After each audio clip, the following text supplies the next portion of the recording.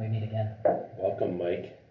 This is a webinar to follow up on the work from home webinar we did when we went into quarantine. And now we are coming out of quarantine. I'm wondering if you'd put your mask on. It's not for social distancing, it's just, I think you look better that way. You know, I have very kind eyes, and that's why. Cynical eyes. Judgmental eyes. Judgmental, East Coast, New Jersey born, cynical eyes. I think that's what you have. I didn't realize how expressive I can be until I think you said something and I went, ugh. And it's the eye roll. It's the millennial eye roll. There's too much of that. I mean, it was nice under quarantine when I didn't have to see the eye rolls. But actually, when we would Teams call, it would be pronounced because I have a big screen at my home. Okay. And so it's a single screen, but it's a big giant screen. So when you do your eye roll, it was like watching a movie character of, somebody acting 12. And listen, after we did our do and don't video of how to act on those conference calls, I eliminated all the nose and face touching. So the eye roll is like the part 2 that we need to work on. Yeah. Of that. So. Yeah. All right. Well, we at MotherG, we are returning back to the office, and I know there's kind of this back and forth going on right now with the quarantine. We're an essential business. We do business in Chicago Metro as well as Milwaukee Metro in southern Wisconsin. So our situation is a little bit unique. We also visit clients a lot. It's a big part of what we do. We can do a lot of things remote, which we have done and can do and will do, continue to do as much as we can. But there are elements of what our job requires to be back in contact with clients. And we also, we did that webinar about organizational rust, about working from home, and we experienced that. Thankfully, not much, and thankfully, I think because we were watching for it, we could start seeing it happen and have tried to mitigate that operationally. And I think there's good learning, good best practices for organizations to lean into there. Yeah, I mean, I think that the plan that we're going to share with everybody is really flexible. I think that's the key word in what we're trying to present is that it gives you the flexibility to prepare your staff as they come back, to explain to them clearly what the challenges may be and to head off any situation. If you experience this, here's how we pivot. If you experience this, here's how we pivot. So that way you're not losing any time trying to put together a plan. And that's why we're going to present this to you, but then also create a PowerPoint so that way you can make it your own that's beneficial for your organization. Yeah, I think there's a few things that we learned, both going into quarantine as well as coming out of quarantine. One thing we did as we were nearing, the phase 3 and phase 4 elements in state of Illinois, we surveyed the team and tried to solicit where the mindset was of all of the people that work here. Are they anxious? What concerns do they have about coming back to work, about going to visit a client? Their own personal situations. Do they have at-risk members of their family and whatnot? And I think that really was essential to getting the foundation understanding of our organization. I like this. I heard it on a Mike Rowe podcast, but he said, stop saying we're in this all together, because we're not together. We're quarantined, right? We're not together fundamentally. And he said the better metaphor is that we're all in the same storm, but we're all in different boats. And I think that's a great metaphor. So thinking of each individual as their own boat, or a family as a boat. You can also think of an organization as a boat. And so our boat's different than my wife's company's boat, or our clients' boats. And I think that framework is important. We use that to go talk to our employees and to try and understand it as we start returning back to our offices. And we like to say return to office, not return to work. I'll make that mistake, but it's really return to office because we've never stopped working. But getting everyone's opinion has been helpful for me, because I'm a little bolder. I'm a little more courageous in some ways, I guess. I shouldn't say courageous because that Yeah. makes you seem like a coward, which is true, but I mean, For different reasons. but there's other people that are courageous but still have concerns about coming to work and they're legitimate, so. Well, I mean, I think the biggest part of that is taking into the account of how your employees feel, because if you say that we say we're a tribe, if you say that you're a family, that you actually care about your employees, you have to have an understanding of their psyche and where they are.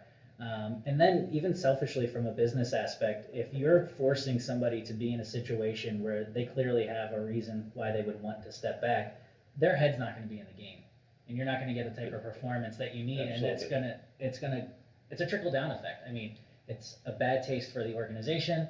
It's going to be an issue going forward, and then on top of that, it's going to affect your clients and your services. Yeah, I think, one thing that's important to recognize is that there's balance here in trying to understand. But in addition, once you understand the perspective that your organization is going to take. So certainly the leadership sets the tone, and our leadership has set the tone, and it's not just mine, it's balanced across all of our leadership team. And I said, to begin with, we all have to be on the same page. We all have to be in agreement that our approach, as depicted in the PowerPoint, that we're going to share, that all of those elements, that we're all in lockstep. We may not agree with them 100%, but in principle we're saying yes, directionally yes. And even though maybe I would write it a little different if I were writing it, but I'm going to buy in, and this is going to be the approach that we take. So that kind of idea that once we've discussed it, we've articulated our own opinions, and we've come to consensus, it's now all for one and one for all. Yeah, 100%. And leading by example is just incredibly important in a particular time, because if you're saying like how you feel, you are a little more cavalier when your daily interactions, and you're going to sit there and do the opposite of what the protocol says, then what's the point of it in the first place? Yeah, well, and so you just called me cavalier. I didn't even know you knew what that word Hey, was. listen, I have my word of the day on my hand. So, I wouldn't describe myself as cavalier. I would just say that my interpretation of the data around the virus and how we interact with it is different than what some other people believe. And so, I think part of the danger here is that we don't know. There's just a lot of opinions. And so, wearing a mask, for example, my opinion was if you're wearing a mask, you're protecting yourself and those around you from their spittle and your spittle. So if we're both wearing masks, the probability of the virus being transmitted is less than a percentage. I think it's 0.25%, somewhere in that, if we're both wearing masks. Well, if we're both wearing masks, then if somebody's infected, the likelihood of that spreading is very remote, even with a mask on. So you could have it and I could not, and we could be in the same room, and if we're both wearing masks, I'm not going to get it from you. Mm-hmm. Now that's my opinion. But we as an organization said that's not the organization's opinion. Right. Because there's others on the leadership team who disagreed with me. We talked it through, and I was willing to say, you know what, okay, I'll go along with your interpretation. It doesn't make that much difference to me, and I think operationally we'll still be okay, but let's proceed. And so I think that's important, because it leads me to the second and really important point here, is that this is a time for leadership to stand up.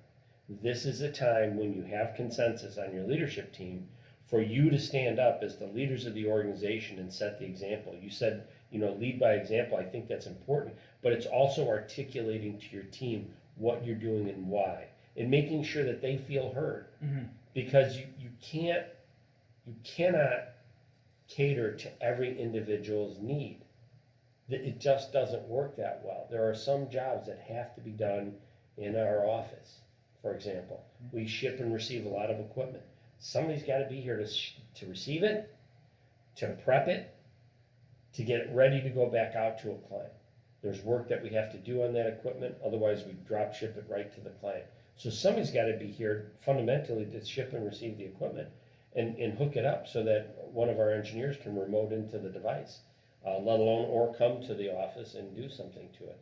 So, when you have those moments, it requires deliberate leadership to be very intentional on how you communicate that message, what the risk factors are that we as an organization have defined, the guideposts that are going to control our behaviors, and then the discipline to hold people accountable. That's one point that I want to jump on, because you can lead by example. You could have and show all of these behaviors, but then the processes that go into managing those behaviors and understanding where to go after that behavior is taken. So for example, Corey has been a rock star for us. He's coming up on his 100th client visit during COVID. I mean, he's been on the front line. We gave him a behavior that he felt comfortable with and how to actually go about being on site for a client. But then after that, there was a lot of data to be collected afterwards to see how he was feeling, how the clients felt about it, what was going to happen next. If A and B happened, where do we go with C? There was just so much going on besides just putting a mask on. Yeah, and I think it's important, this leadership activity, he's such an easygoing, happy-go-lucky kind of guy.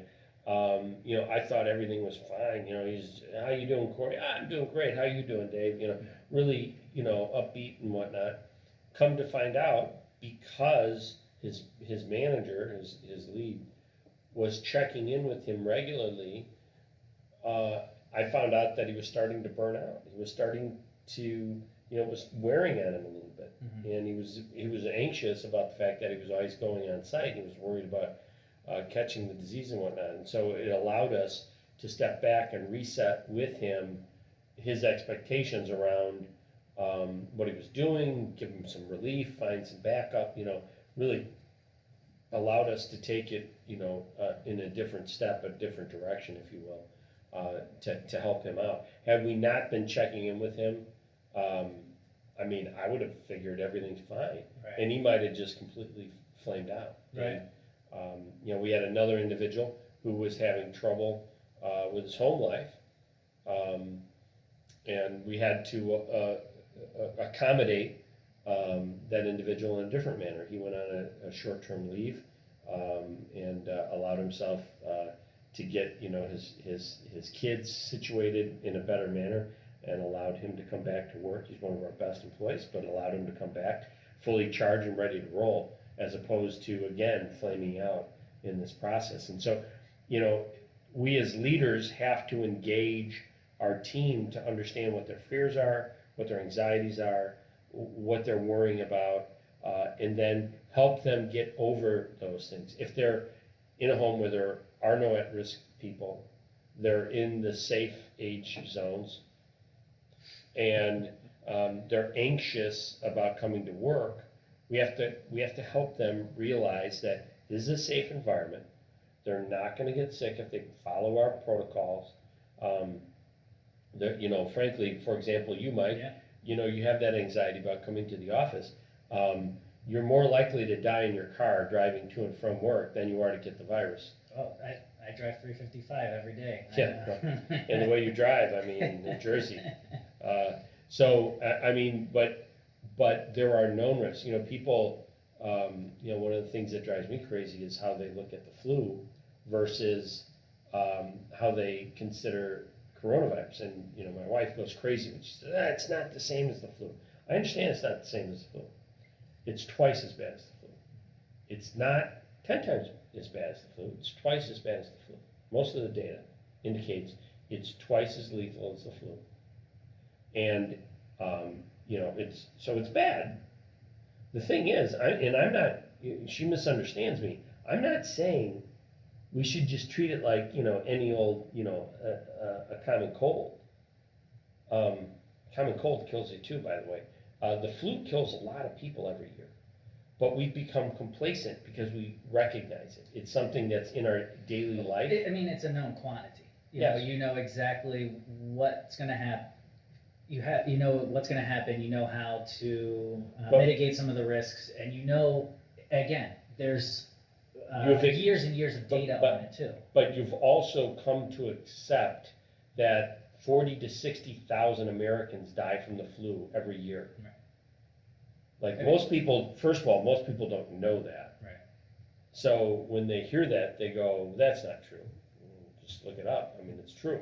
It's why we are encouraged to get a flu Okay, shot, Right. right? Right. Now, granted, we don't have vaccines, and I'm not, COVID is a bad disease, but our reaction to this virus is so much more significant relative to so many of the other threats in our lives. I just feel like we're reacting in an inappropriate manner. Not that we're overreacting, we're reacting incorrectly. And so what happens is our biases, my bias, can come to bear in this company, Right. and I can potentially piss people off because they have a very different experience. Right. We have an employee who's lost two family members, elderly, older family members, but he's lost two family members to the virus. And if I come in and say, and he doesn't understand what I'm saying, if I just say it's twice as bad as the flu, it's not 100 times, and I'm not saying get over it, but if I just say that alone, Right. he can be really offended.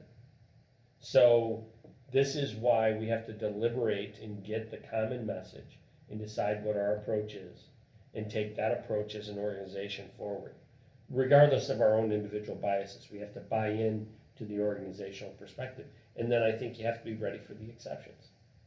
No, I mean, that's pretty much spot on, not to just agree with you, but that's our experience, because It hurts you to agree with it pains me to agree with you, yeah. But I mean, it really is, like, you're sitting here and you're looking at an organization and you can put all of these things in place, but again, the key factor is understanding what your team feels like. This is the time, this is the place in history and the time where organizations, particularly with my generation, the younger generation, where it's not just stay at one place and you work there for the rest of your life and then it's done. They care about your interaction with them, how you treat them. And if you talk out of one side of your mouth and say, we care about you, and then you don't talk to them about an important issue like this and what's going on and what their experiences are, the second that there's an opportunity for them to leave, even if it's a lateral move, they're going to go. Right. And then look at where you're starting out. So it's not it's not an emotional thing, it's a business thing. And the opposite is also true. If you demonstrate concern and care for all your employees, not just the children in the crowd, if you demonstrate concern and empathy for everyone's individual situation, and then try and thoughtfully come up with your approach to the various aspects that we should kind of walk through some of those. I think that's a much more engaging culture that people are going to feel really proud to be part of, very loyal. Things we walk through the various elements of what it means to work at MotherG. So we talked through what the protocols are for coming to the office here. About in your personal life, if you go somewhere for fun, like Wisconsin now is one of those places. We have an office there, and so we have people going back and forth. So that's one thing.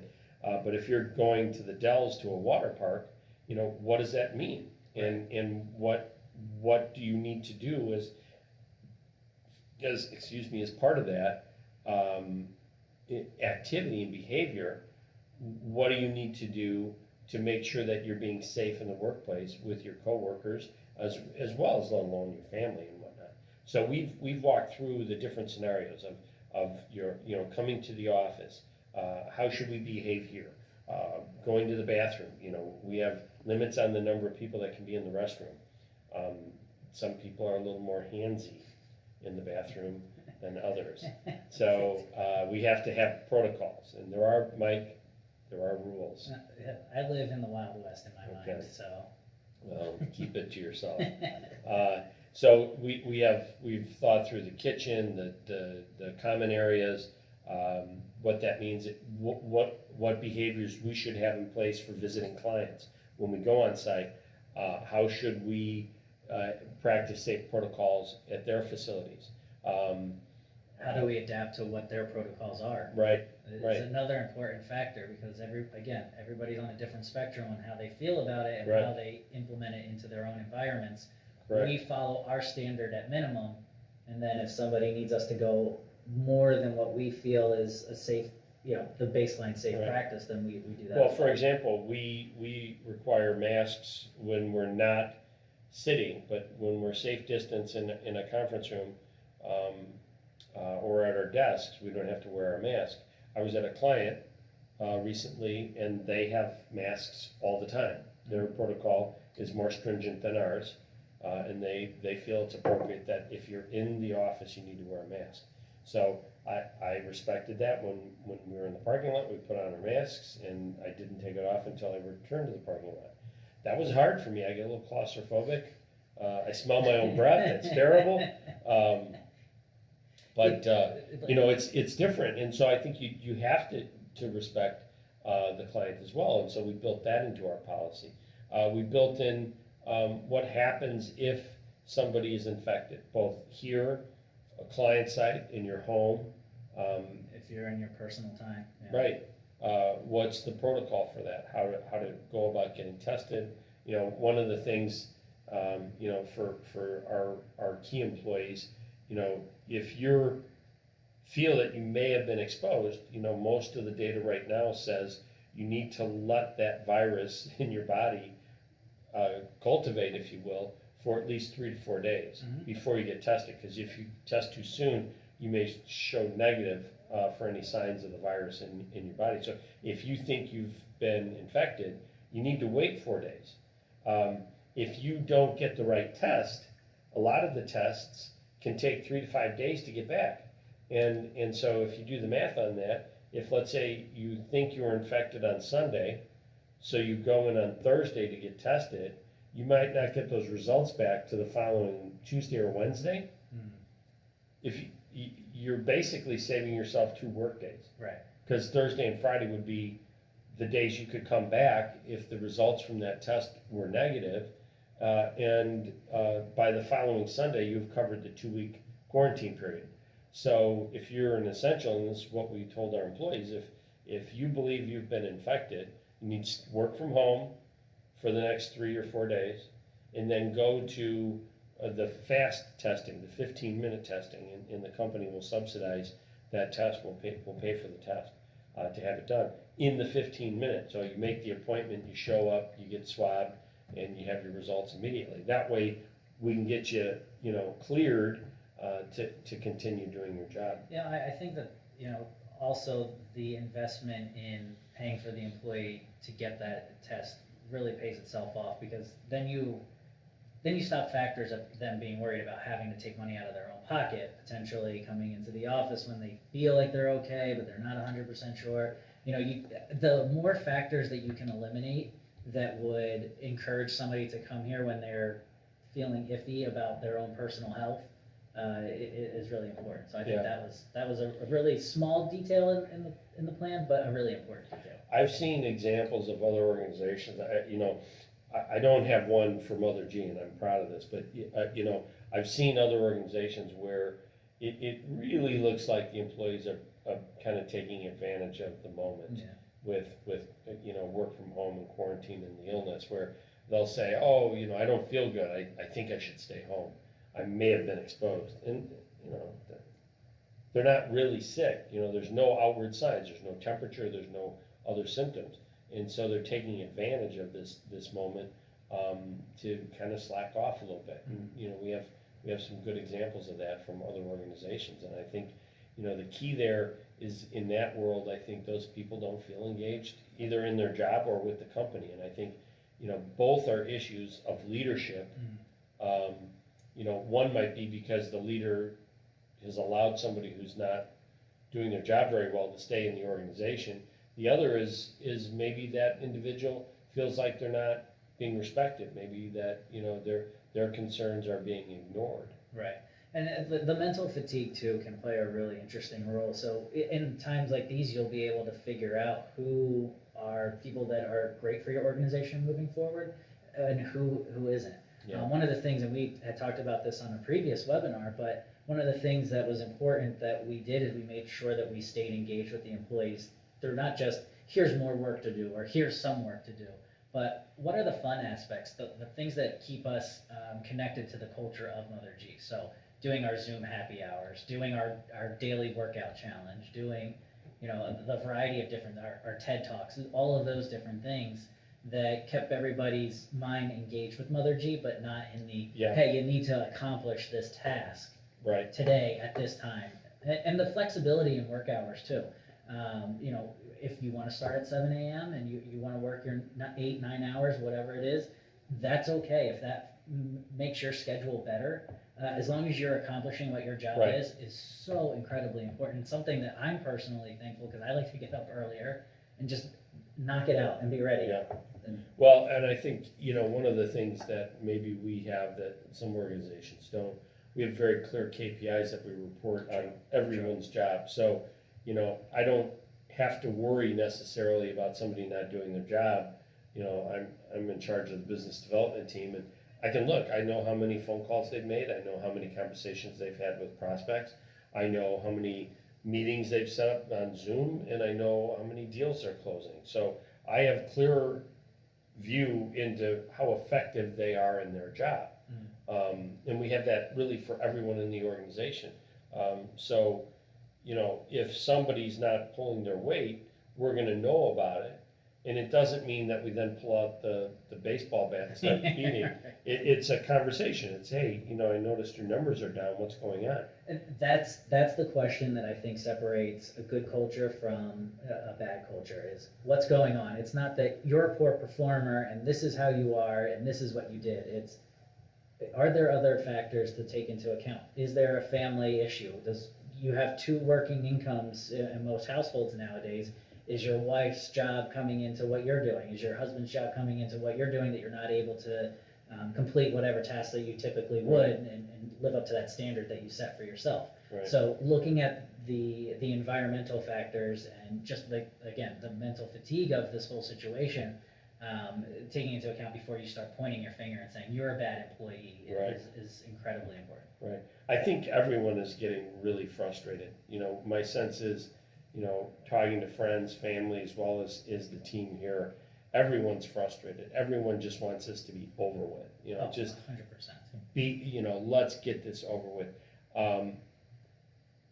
But they're different perspectives. So like my wife is like, everyone just wear a damn mask. If everyone wore a mask, we could, get rid of this virus in no time.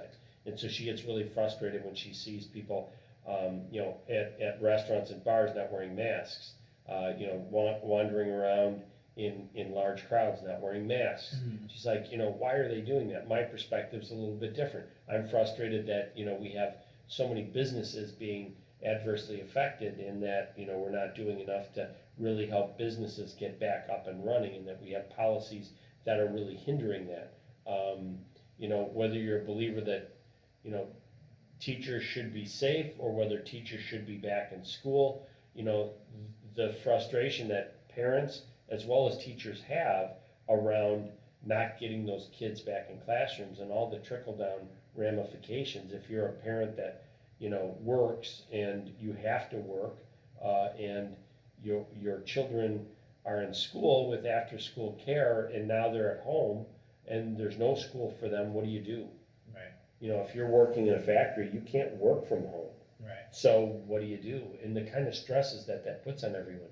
I think this is where, again, organizational leadership bears such a strong role, and you have to step up. You have to engage in that conversation and try and find solutions for the people if you want your organization to survive. And again, the test of culture, the test of character is defined by when things are not going your way.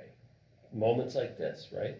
Moments like this really either solidify or break down an organization's positive culture. Mm-hmm. It can create a lot of negative culture if we don't handle it right. So I think those are really key points. We have a PowerPoint that we're going to share.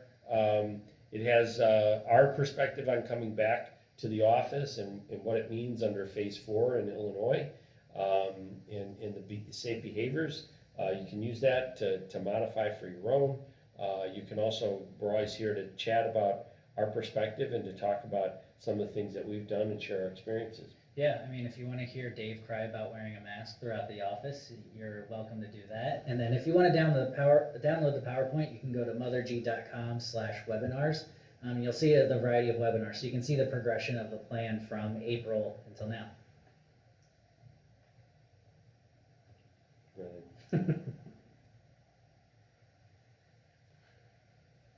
Well, on that note, thank you for joining us. Thank you for joining us.